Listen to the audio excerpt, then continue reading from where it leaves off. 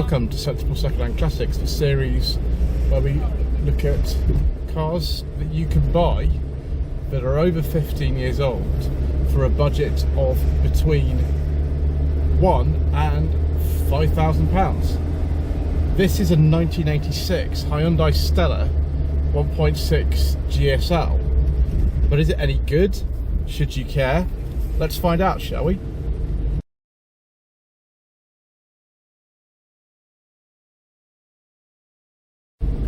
So, the Hyundai Stella was launched in this country in 1984. It was only the second model that Hyundai ever brought over to this country, and it continued for our market until 1991. This one is top of the range for the time, the 1.6 GSL, and it has a 1.6 Mitsubishi engine, which generates around 74 horsepower. The underpinnings of this car are very similar to a Mark V Ford Cortina, which of course was very similar to the Mark III and Mark IV Cortina. But of course they had different engines and different gearboxes in them. We've actually got no power steering in this car, so it's a bit of a handful, but then so were the Cortinas without power steering. There were a couple of other engines available as well. There was a 1.4 with 67 horsepower, and then later on a 2 litre which actually had I think 93 horsepower, although the power outputs did vary depending on what market you're looking at. In 1987 the car was changed. It wasn't exactly facelifted because the 1.6 litre model still kind of looks like this after the facelift, apart from the interior, but they changed from double wishbone suspension at the front to, for some reason, the first instructor, I think it was easier or cheaper to build or something. So apart from that, the engineering is very similar to a Mark V Cortina. Got the semi-trailing arms at the back with a live axle. The sort of floor pan's exactly the same, that kind of stuff. And yeah, it feels very much like one of those.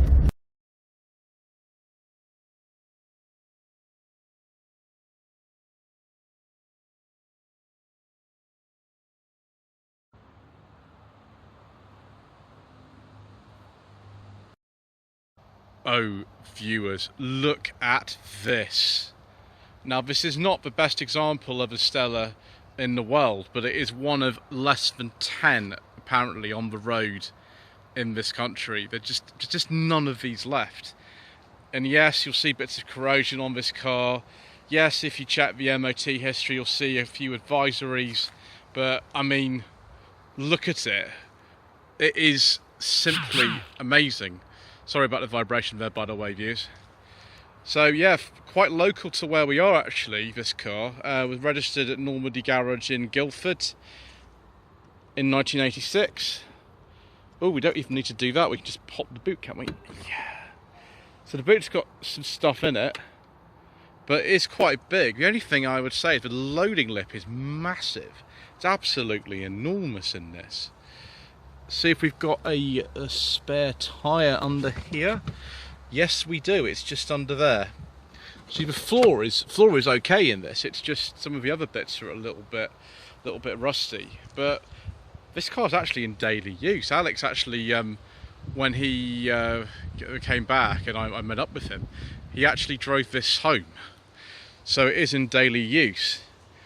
It just epitomises kind of like early 1980s sort of Eastern design, if I can use that sort of phrase. Although it's designed by Giugiaro, it does very much look like what would happen if you facelifted a Cortina, because that's what it is. It is a Mark V Cortina, and they're similar underneath, of course, to a Mark III and Mark IV, but just with a body by Giugiaro, and the front end looks very similar to a Cortina. And in fact, you can drop a Pinto into this if you want to. You can also drop in, other engines. As the one which Ian Seabrook drove a while ago, a gentleman, I don't know if Matt owns that. That's got a Rover V8 engine in it, and I have seen it a couple of times actually. But these are exceptionally rare cars. I'm really privileged to have get hold of this, and obviously we'll be having a go in some other stuff today as well. But we'll take a look inside. It's much better equipped than the average Cortina ever was. I mean, it was one of the things that the UK importers for Hyundai back in the day used to sort of use in their marketing, was that you just got a lot more for your money. And Sierras were quite basic for the sort of money you'd be paying for this top of the range 1.6 GSL. So we've got things like electric windows in here. We've got a very nice radio in there too. We haven't got air conditioning. I mean, it would be nice, but it's probably one of those blanking switches that down there would be the air conditioning, but I'm not sure. And look, we've got a wood strip as well, and a digital clock, and a rev counter, and all sorts of things.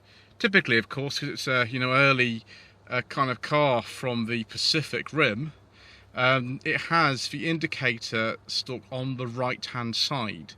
This is the early dash for them in 1987, when they changed the engineering of the Stella somewhat by putting in McPherson strut suspension. This has the double wishbones from the Mark 5 Cortina in it.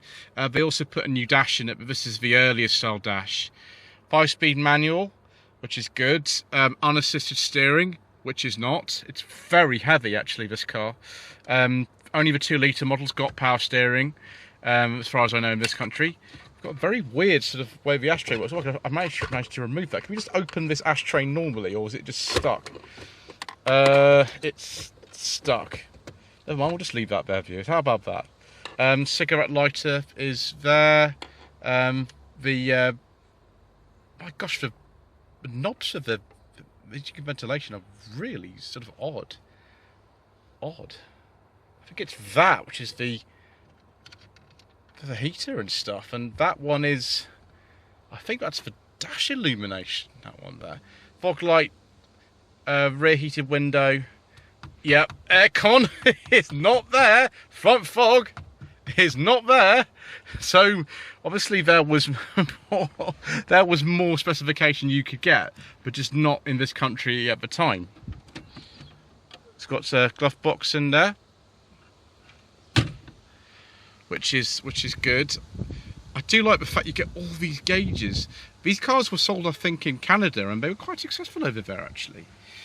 Down here we've got the pedals, traditional rear wheel drive. You're right over to the right hand side with the accelerator. Got a footrest down there as well, and the brake and the clutch. You can either get a 3 or a 4-speed auto depending on the year, or a 4 and a 5-speed manual. This is the 5-speed manual, which is a Mitsubishi unit actually rather than the Ford one. No electric mirrors though, no sunroofs, which is a shame, but I quite like this. We've got signs of sort of fading in here, but my gosh, that plastic's not particularly worn that well. But this car is over 35 years old, so I can really forgive it for that. Strangely, I've never driven a Cortina. I will drive a Cortina at some point soon, but yeah, not yet. Also, apart from the rust that's going to be dealt with, the wheels are in a bit of a state. They are going to be dealt with at some point as well. Just to say, we've got a lockable fuel filler using the key, and this sort of interesting rear spoiler. So we'll have a look under the bonnet. Is that like a fuse box or something in there? Yeah, it is. And then that's the headlamp washers. Luxury. If I was one of those people in Korea and I saw this luxurious Stella on those adverts they used to do with sounding like the man with a megaphone, then I would be very happy with this. Indeed. Let's have a look under the bonnet.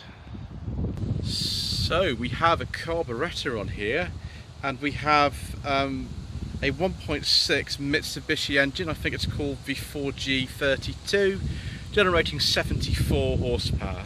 As you can see, there's plenty of room for larger engines in here. The Mark 5 Cortina itself, the engine started at 1.3 litres. The smallest engine in the Stella was a 1.4 until 87. and then it was discontinued. So you could fit another engine if you wanted to. Maintenance looks like it's an absolute doddle, really, comparatively speaking. These engines, I think they might be cam butt changeable. I'm not actually sure. I know the 4G63 that was fitted to the 2 litres is a cam butt engine, or at least I think it is. This one, yeah, I'm not entirely sure actually, but it looks really easy to do. Simple maintenance. There's a brake servo, thank goodness, which is good. There's the coolant expansion reservoir. There's the windscreen washer fluid. There's the battery. It's all really simple, and I think that's one of the things that people appreciate about the Cortinas and these back in the day, was just how simple they were to work on. Obviously, getting parts for this car, given there are so few left of them, could be interesting, but basic maintenance probably not too much of a problem. Right, let's get in the back, shall we? So, like these little protectors that used to fit back in the 1980s. Again, I don't know what's happened with these interior door pulls, but look at this, it's actually got the Hyundai logo on the headrest like that for some reason, or what the Hyundai logo was back in the day. Yeah, it feels like a family car very much in here, although the seat's really low. I mean, look at how high my knees are. Lumbar support on the driver's seat, that's good. And electric rear windows. It'd be a dream in a Mark 5 Cortina to have electric rear windows, wouldn't it? And we've got little courtesy lights in here as well. That's superb, isn't it? Absolutely amazing. Have we got a middle armrest? Yes, we have. My gosh, ultimate in luxury. I can hear the man in the old Korean car adverts in the 80s saying, "Sensor arrestor, velour upholstery." Yeah. If you watch old Korean car adverts, you know what I mean by the man with the loudhailer, a megaphone, don't you? But yeah, it's very comfy in here, much like a Mark 5 Cortina would be, but just a bit more modern, and this is kind of early sort of indigenous car industry here in Korea. Obviously Hyundai only launched their first car in 1975. They've been assembling some Ford models like the Cortina actually before that, but their first car, the Pony, came out in 75 and was launched in this country, I think about 1982, somewhere like that. This was launched in 84. And yeah, you know, it does feel kind of just something of this era, particularly with the colouring and the fake wood on the dash and stuff. Anyway, better stop whittering on about that stuff, and we better go for another drive. Lloyd Vehicle Consulting stickers, t-shirts and mugs are available by clicking the link to the Google form in the video description below.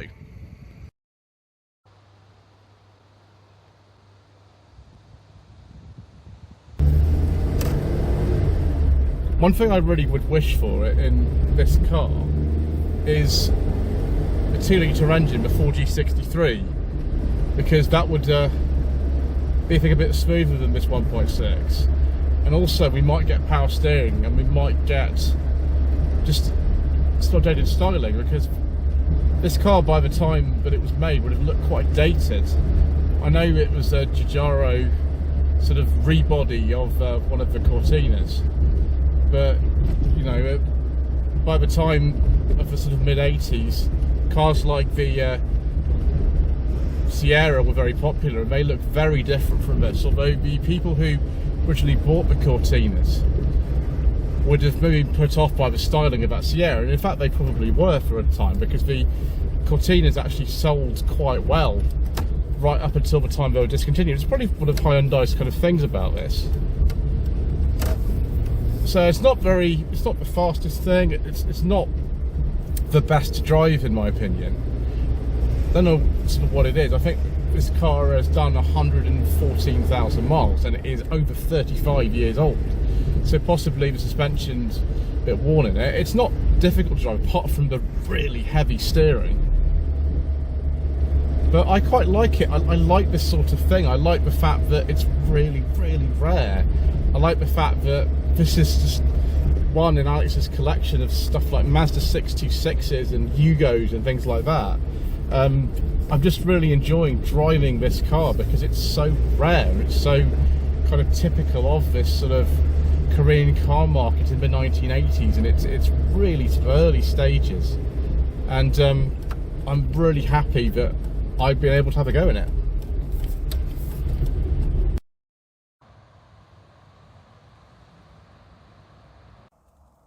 Let's now look at some trim levels, viewers, for the Hyundai Stella in this country. The L, the SL, the GLS, the GSL. Don't know why we had GLS and GSL, but never mind. Then there was the GSL Prima that was only available with the 2-litre engine. So viewers, what do I think of the Hyundai Stella? Is this a car that you should consider for your hard-earned budget of between £1,000 and £5,000 as a nostalgic classic? Well, there are only, what, like less than 10 of these on the road at the moment in this country, so it's kind of a moot point in a way, but I'm really glad I've had to go in one of these. A lot of sort of arm twirling because of this really heavy steering, and the engine's not quite as kind of smooth as I would have imagined it would be for some reason. I don't know, maybe the Pintos are a bit smoother than the Ford, I don't know, but I think it's absolutely brilliant. I still really like it. Yes, thank you ever so much once again for watching. Please don't forget to subscribe to the channel, like this video and comment below, and we shall see you again very soon for more reasonably priced nostalgic motoring.